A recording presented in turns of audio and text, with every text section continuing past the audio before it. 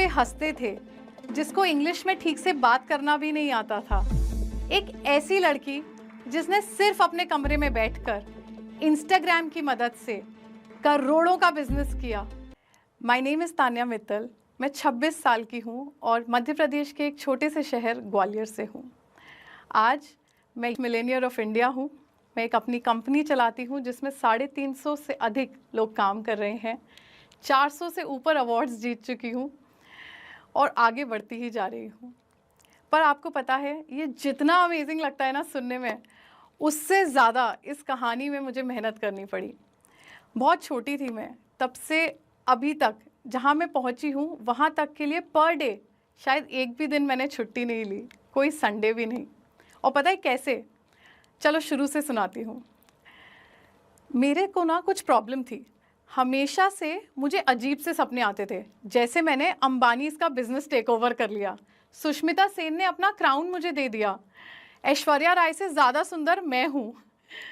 पर ऐसा कैसे हो सकता था? बड़ा ही अजीब सा सवाल था और ये मैं लोगों को बताती थी। मम्मी पापा के पास जाती थी तो मम्मी श्योर थी कि कुछ तो प्रॉब्लम है दिमाग में। मैंने मम्मी पापा को बहुत समझाया, बहुत बार कोशिश की उनसे कहने की कि मैं बिज़नेस करना चाहती हूँ। बचपन से ही मैं अपने पापा को बिज़नेस करता देखती थी और इतने अच्छे बिजनेसमैन थे वो कि मेरा भी सपना था कि मैं उनके जैसी बनूं। पर बनिया फैमिली में लड़कियां कहाँ बिजनेस कर सकती थी यार। 13-14 भाई थे मेरे सारे कजिन्स, पता है उन सब में मैं इकलौती हूँ, तो और ज़्यादा प्रेशर था। वो सारे सब कुछ कर सकते थे और मुझे सिर्फ अच्छी बहू बनना था। पर ये बात मैं किसी को नहीं समझा पाई कि मेरे अंदर एक ऐसी लड़की थी जो अपने पापा जैसा बनना चाहती थी, अपने पापा जैसी बिजनेस वुमन, बिजनेसमैन नहीं। मैं मध्य प्रदेश के एक छोटे से शहर ग्वालियर से हूँ, जहाँ पे लड़कियों के सपने या तो किचन में मर जाते हैं या फिर शादियों में। ज़्यादा से ज़्यादा वो सोच पाती हैं गजरा राजा मेडिकल कॉलेज जाने की या फिर गवर्नमेंट एग्ज़ाम्स देने की। पर मैं जो सपना देख रही थी उसको तो बहुत सारे लोगों को डाइजेस्ट करना ही मुश्किल था। पर बुआ की बेटी को स्कॉलरशिप मिली थी और ताऊजी की बेटी फॉरेन जा रही थी, तो रूल्स एकदम क्लियर थे, मर जाओ कट जाओ पर इंजीनियर तो बनना ही है। कुछ नहीं कर सकते थे, ज़बरदस्ती पीसीएम करा दिया। स्कूल तो जैसे तैसे घिस पिट के पास करा, उसके बाद कॉलेज छोड़ाए। कॉलेज के गेट पे हॉस्टल का वो दिन था, बाहर खड़ी थी और पापा ने कहा या तो अंदर चली जाओ या सड़क पे रहना। कोई चॉइस ही नहीं थी, सड़क से अच्छी तो वो मोटी सी वार्डन लग रही थी, तो मैंने कहा ठीक है इस जेल में भी रह के देख ही लेते हैं। अंदर गई।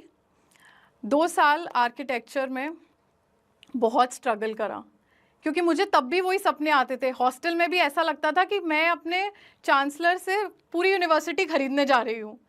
पर मैं ये बात किसी को कैसे समझाती, कोई समझता भी नहीं। 2 साल स्ट्रगल करा, अपनी मम्मी को रोज़ फ़ोन करा। ऑलमोस्ट रोज़ मैं अपनी मम्मा से कहती थी कि मम्मा प्लीज़ मुझे घर बुला लो, प्लीज़ मुझे घर बुला लो। पर इंडियन पेरेंट्स हैं भाई, आंसुओं से कहाँ पिघलते, पिघले ही नहीं।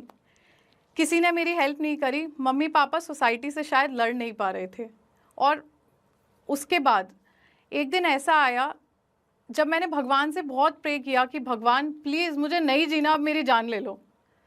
पर किस्मत इतनी ख़राब थी ना, वो भी नहीं हुआ। ज़िंदगी तो जा ही नहीं रही थी, जीनी ही पड़ रही थी।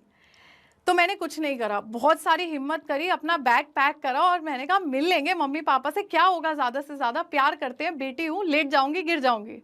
घर गई, एक शानदार थप्पड़ से स्वागत हुआ गेट पे ही। और बड़े प्यार से पापा ने कहा 6 महीने का टाइम है, खाना वाना बनाना सीख लो, उसके बाद हम तुम्हारी शादी कर देंगे।